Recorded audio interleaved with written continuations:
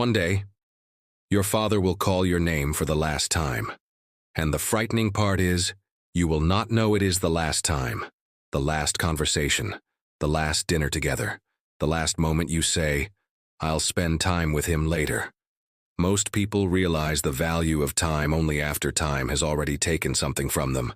And this story is about a boy who learned that lesson too late. Not through books, not through lectures, but through one strange object his father left behind, and a question nobody around him could answer. A question so simple, yet so uncomfortable, that it slowly destroyed the boy's entire way of thinking. So stay with this story until the end, because sometimes a single realization can divide your life into two parts: the person you used to be, and the person you become after understanding the truth. In a quiet town surrounded by dry hills and narrow streets, lived a young man named Adam. Adam was not evil, not cruel, not dangerous. He was simply careless with life. He slept late every night, woke up near noon, and wasted entire days without noticing them disappear. Hours vanished through endless scrolling, pointless conversations, mindless wandering through the streets with friends who were equally lost. Whenever his mother asked, "What are you doing with your future?" Adam always smiled lazily and replied, "Relax, I still have time." That became his favorite sentence. I still have time. But his father never smiled when he heard those words. His father's name was Elias, a quiet man, hard-working, simple. Every morning before sunrise, Elias opened his tiny bookbinding shop near the old market. He repaired damaged books by hand, old pages, broken covers, faded memories. His fingers moved carefully, as if every book carried a human life inside it. And every evening he returned home exhausted but peaceful. Not because life was easy, because he respected his time. Sometimes, late at night, Elias would quietly stand outside Adam's bedroom door. The blue light from the phone screen illuminated the room. Adam laughing, scrolling, wasting another night. And each time, a deep sadness entered the father's eyes. Not because his son was lazy, because he knew something Adam didn't. Life disappears quietly. One rainy evening, while thunder shook the windows, Elias entered Adam's room holding an old wooden box. The box looked ancient. Dust covered the corners. The wood was scratched with age. Adam barely looked up from his phone.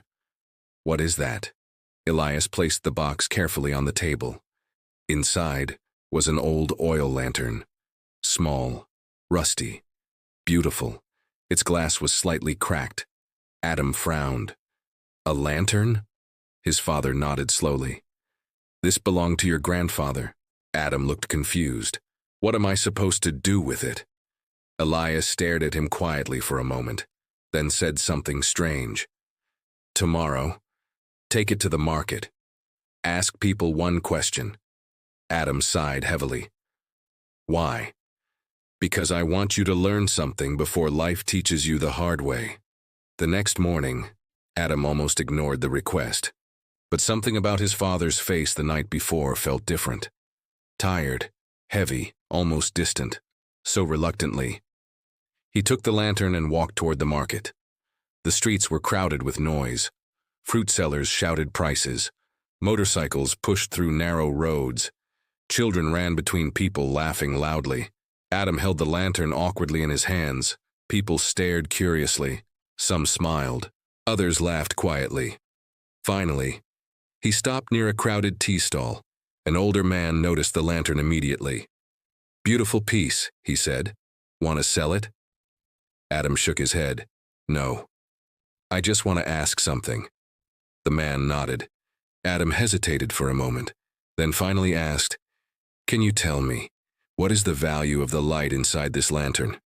The tea stall suddenly became quiet. Then someone laughed loudly. Another man smirked. "What kind of stupid question is that?" Adam felt heat rise into his face immediately. The old man waved dismissively. "Light has no value. The lantern maybe, not the light." More laughter followed. Adam forced a smile. but inside, embarrassment burned through him. He walked further into the market. At a jewelry shop, a woman examined the lantern carefully. "The lantern itself is old," she said. "Maybe worth a little money." Then Adam asked again, "But what is the value of the light inside it?" The woman blinked slowly, then laughed. "Boy, light disappears the moment it burns." Another shopkeeper overheard and shouted jokingly, "Then sell the darkness too." People laughed again. Adam's grip tightened around the lantern. For the first time in months, he felt something unfamiliar: shame. As the day continued and the reactions became worse, some ignored him, some mocked him. One man angrily said, "Stop wasting people's time with nonsense questions." That sentence hit Adam harder than expected, because suddenly, for a brief moment, he wondered something uncomfortable. Had he been wasting his own time exactly the same way? By sunset, Adam was exhausted, not physically, emotionally. The market noise now felt unbearable. The laughter replayed inside his head. He was ready to go home, ready to tell his father the entire thing was meaningless. But just before leaving, he noticed a tiny forgotten shop hidden between two buildings. No bright signs, no customers, only silence. Above the door hung a faded wooden board, "Clock and Lamp Repairs." Inside, an old man sat alone beneath warm golden light, repairing a broken pocket watch with trembling hands.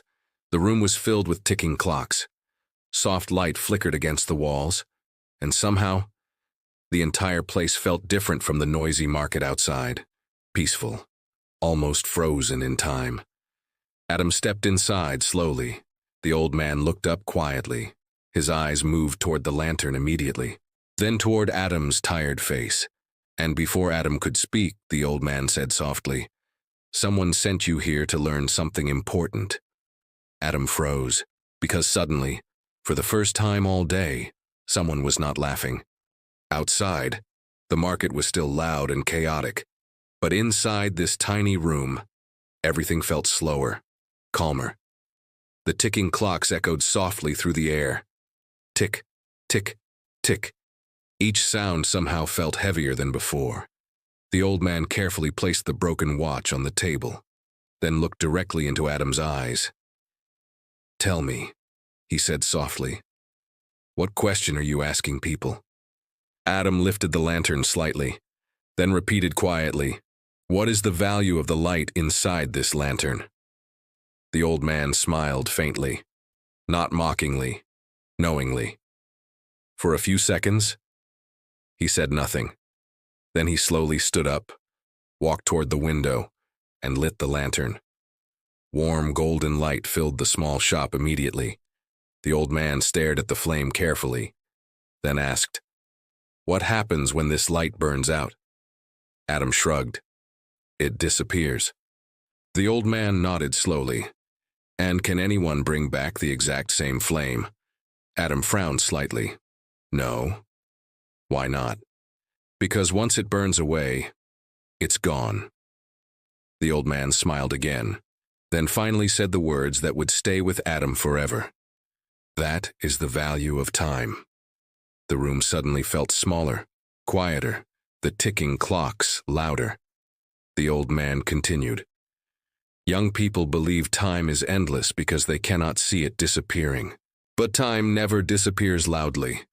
It leaves silently. One wasted morning, one delayed dream, one unnecessary distraction at a time." Each sentence landed heavily inside Adam's chest, because for the first time, he wasn't hearing advice. He was seeing himself.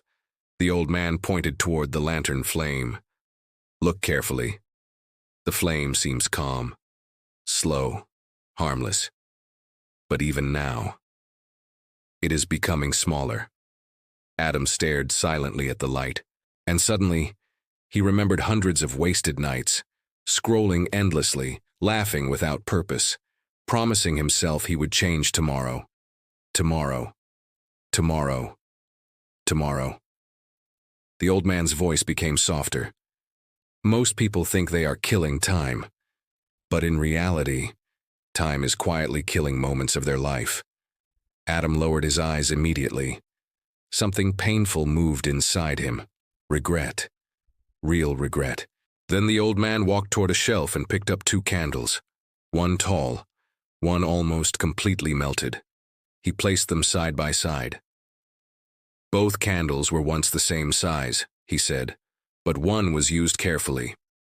The other burned without purpose. Then he looked directly at Adam. That is what happens to human lives, too. Some people use their hours carefully, building knowledge, discipline, memories, peace. Others burn through life without noticing it disappear. For the first time all day, Adam felt afraid. Not of failure, not of poverty, of wasting his life. Because suddenly, he understood something terrifying. The years he thought were still ahead were already leaving him. The old man sat back down quietly, then asked, "How old are you?" 22. The old man nodded slowly. When I was 22. I also believed I had endless time. His eyes moved toward the hundreds of clocks hanging on the walls. But eventually, life teaches everyone the same lesson. Some learn early, some learn too late, and some never learn at all. Adam swallowed hard, then quietly asked, "How do I stop wasting my life?" The old man smiled gently. "You stop waiting." That answer sounded too simple, but somehow, it hit harder than every long lecture Adam had ever heard. The old man continued, "You do not change your life in one giant moment. You change it in ordinary hours. The hour you wake up instead of sleeping more. The hour you study instead of scrolling. The hour you spend with people you love, before life takes them away." Those final words hit Adam deeply, because suddenly he thought about his father, the tired eyes, the silent disappointment, the sadness behind his calm voice, and for the first time, Adam realized something painful. His father was not angry at him, he was afraid for him. The old man carefully handed the lantern back. "Take this home, and when you see its light, remember your life is burning the same way." Adam held the lantern carefully now, not casually like before, carefully, respectfully, as if it carried something fragile, because now he understood it did. When Adam returned home, night had already covered the streets. His father sat quietly outside the house, waiting. The lantern's soft light reflected in Elias's tired eyes. For a moment, neither of them spoke. Then Adam finally sat beside him and whispered, "I understand now." His father looked at him silently, and for the first time in years, Adam saw relief on his face, not pride, relief, as if a fear he had carried for years had finally become lighter. No long speech followed, no dramatic lecture, because some lessons become too powerful for words. That night, Adam did something unusual. He turned his phone off early, sat quietly alone, and thought about his life honestly for the first time. Not his excuses, not his plans, his life. The next morning, before sunrise, his father heard something unexpected. Movement in the kitchen. Elias walked slowly toward the doorway and froze. Adam was awake early, preparing tea, the lantern glowing softly beside him. The father said nothing, but deep inside something healed. The changes at first were small, very small. Adam began helping at the shop, reading more, wasting less time outside, speaking less, thinking more. Slowly, discipline replaced distraction, purpose replaced laziness, and over time, the boy who once wasted entire days became someone who valued every hour. Years later, after Elias passed away, Adam kept the lantern beside his desk, not as decoration, as a reminder, because every time he saw the fading flame, he remembered the truth that changed his life forever. Time is not your future. Time is your life. And maybe that is the real tragedy of life. Most people spend years protecting money while wasting the one thing money can never buy back. Hours, moments, people, memories. So before this story ends, ask yourself honestly, What is quietly stealing your life right now? Distractions, fear, procrastination, comfort? And how many more months or years will you continue saying, I still have time? Because one day, without warning, you will realize something terrifying. The future you kept postponing has already become the past. If this story touched something inside you, don't ignore that feeling. Write this in the comments. My time matters. And if you truly want to change your mindset, discipline, and future, subscribe to Mindset Tales Studio for more powerful emotional stories that don't just entertain you. They change the way you see life. Remember, lost money can return. Lost time never does.